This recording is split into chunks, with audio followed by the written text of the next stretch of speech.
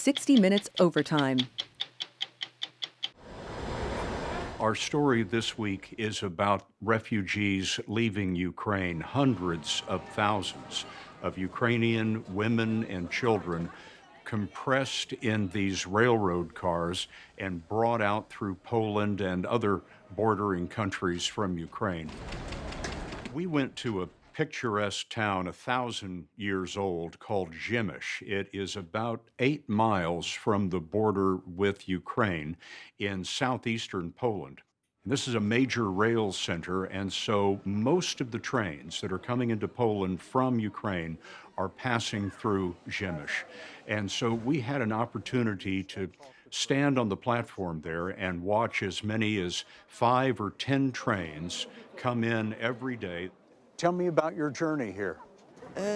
Дорога была очень, конечно, тяжелая, очень много людей едет, уезжает от бомбежки. The Ukrainians coming out of the war zone are virtually all women and children because Ukraine is holding on to its military-age men. One of the things to keep in mind when you see all these women and children coming off the trains is that they've left a lot of people behind. They've left their husbands. They've left their sons who may be of military age. Who did you leave behind?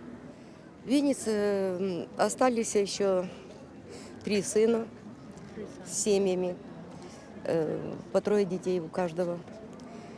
Очень переживаю за них, очень переживаю. Не знаю, ну, пока что звонят еще, говорит, можно еще там оставаться пока. Но ходят, дежурят по вечерам, готовят мешки с песком, коктейли Молотова. And very often we spoke to a lot of people who had been forced to leave their parents because their parents were elderly and couldn't travel. And so there's a great deal of anguish among the refugees that we spoke to about the people who haven't come out.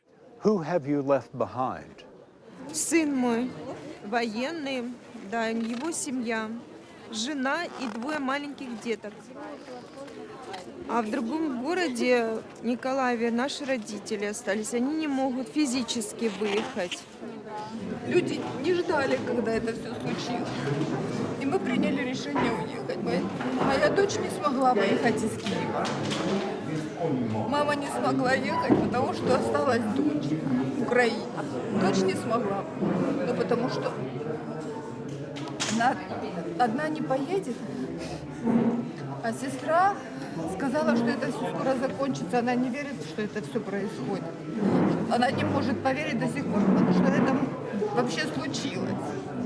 On the platforms at the train station, we found people from all over the world. I hadn't realized this, but it turns out Ukraine is a destination for medical schools, dental schools, etc., for people to come in from Africa, Latin America, Asia, etc.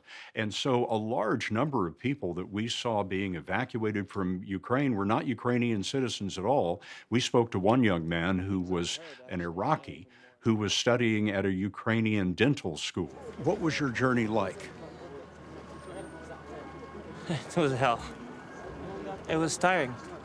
Imagine standing for 3 days. No access to normal things like hygienic products, food, water half the time. Like toilet, we haven't been to a toilet for 4 days. Like, what can I do as a human being? We got nothing until we actually reached the Polish side where we got some help. And obviously you can see all these nice people helping us. It was nice to see, honestly. At least somebody cared. I'll tell you what struck me about the scene at the train station in Ziemish. In other refugee crises that I've covered in Afghanistan, Iraq, Sudan, other places around the world, I have found that war refugees are almost never welcome in neighboring countries.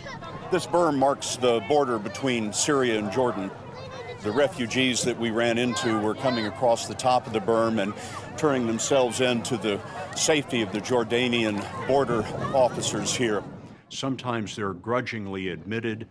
I was astonished watching the Poles bringing these Ukrainians in, making sure they had a meal to eat the moment they stepped off the train, hot coffee. They were even passing out free SIM cards so their cell phones would work in Poland. All of this organized in advance.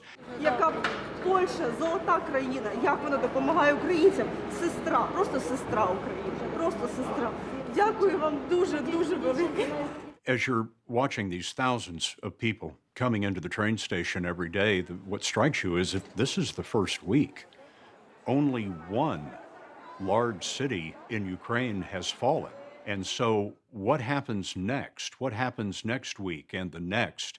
The Poles, in my estimation, have done a remarkable job handling this on such short notice. But of course, the really difficult test probably still lies ahead of us.